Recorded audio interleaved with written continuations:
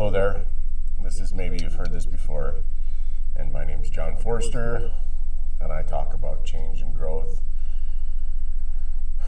specifically about changing your mindset, I guess, and about looking at things from a different lens of being, instead of trying to be what you've always been. You can change how you are. You can change the way you react to situations. You can change the anger. You don't have to react to situations with anger. It's difficult. It's incredibly hard. Very, very hard. It's a process, but it takes time because I've spent 40 years doing things one way. So it's going to take a while to not do things that way, especially in given situations or in situations that I'm angry about or worried about or scared. And instead of acknowledging that I'm worried or afraid, I just lash out in anger, or I try not to do that as much anymore. I mean, some people might tell you I still do. I don't think that I'm as angry as I used to be, but it also doesn't mean that I don't get angry and I don't get irritated and some days I don't notice it, and that's difficult. It's very difficult to go through life if you want to change and not notice the things that you're doing or the actions that you're taking towards certain situations or the things that you're hiding from certain people. Now, we are all living in a state of hiding from certain people because we're scared of their reactions, or we're scared of what's going to happen, or we're scared that maybe they're going to not like us. But in the end, you end up not liking yourself. You end up not liking the person who you are because you keep trying to like everyone else. I've seen people be super caring about things and then turn around, flip a switch, and act like a complete bitch towards their children, or a complete asshole. I've seen it hundreds of times. And you can do that. You can act however you want, but it's very difficult to change yourself. I am not alone in that. We all have difficulties. We are all on a different page. We are all a beginner in certain things.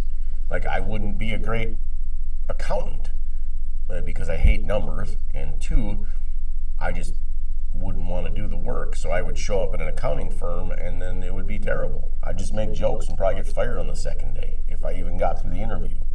I'd tell them accounting's stupid because that's just me. But like, I've not spent 30 years accounting. I've not spent my life doing something that I'm, spent my life going with the wind, is kind of where we're at, and that's okay. And it's gonna be okay. And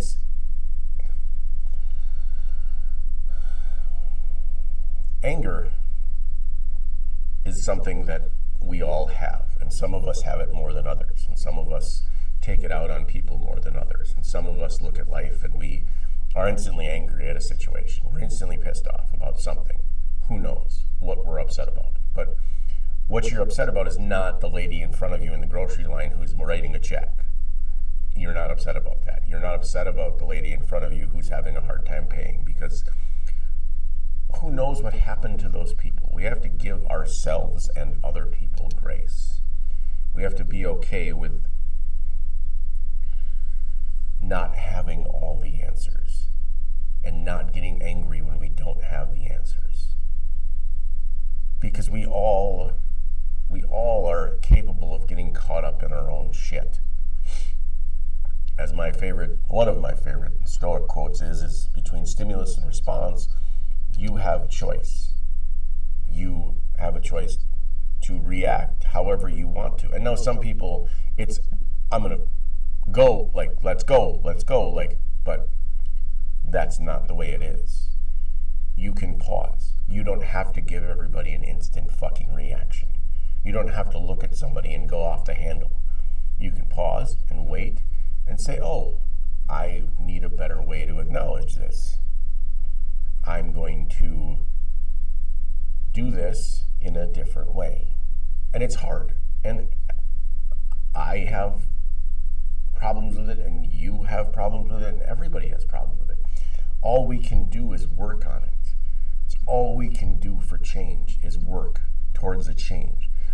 You don't just quit doing heroin overnight, right? You say, well, I don't want to do this anymore, and then the next day you get up and you do it again.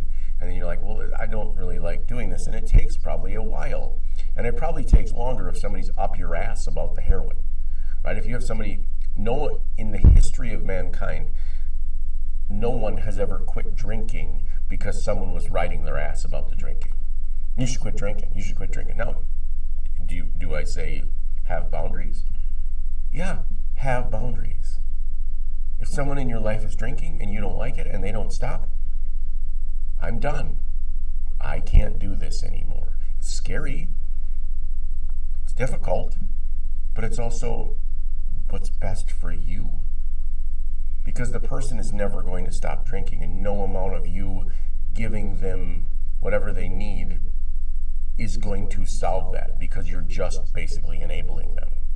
You are enabling people to treat you the way that they're treating you.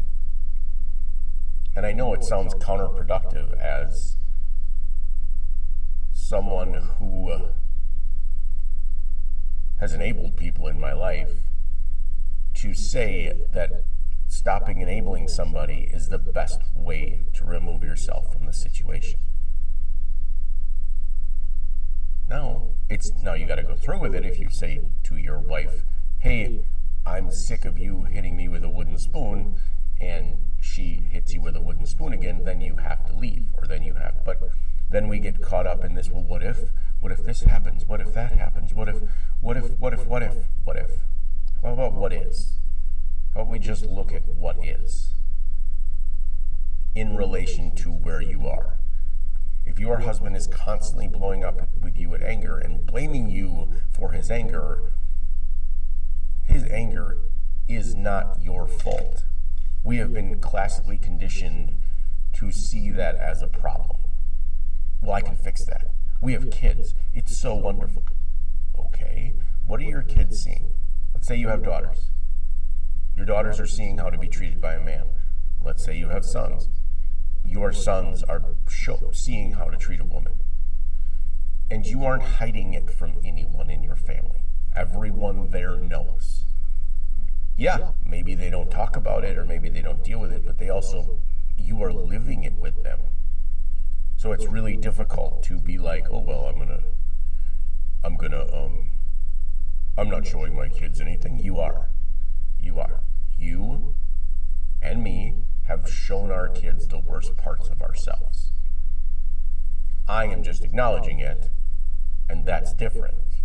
Because I'm saying, wow, I showed you a lot of problems with me. And I'm not saying that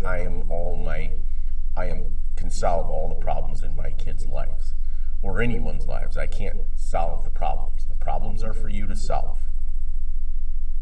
If you want to look for the situation externally, then this isn't going to work for you. None of this is going to work because you are looking outside of yourself instead of looking inside of yourself. Because the anger's inside, the jealousy's inside, the guilt's inside, the shame's inside, the anxiety is inside, the worry, it's all inside of you. There is nothing externally that is causing you these things. So if that is what you are looking for, and you are looking for an external validation situation to any situation, you are never going to be at peace. You will never find peace externally. It doesn't exist. I can only tell you that because I've tried.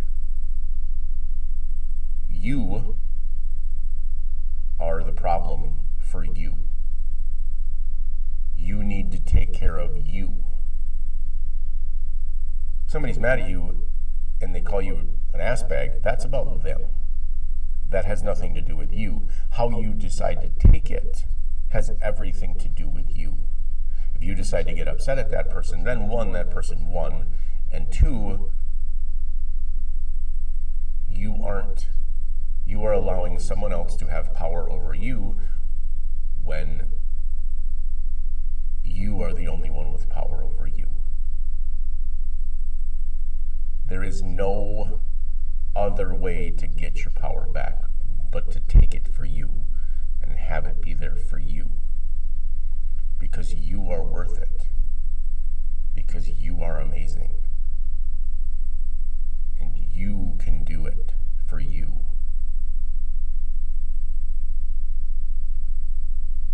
All of the things that you have done have led up to this point, and it will all be okay.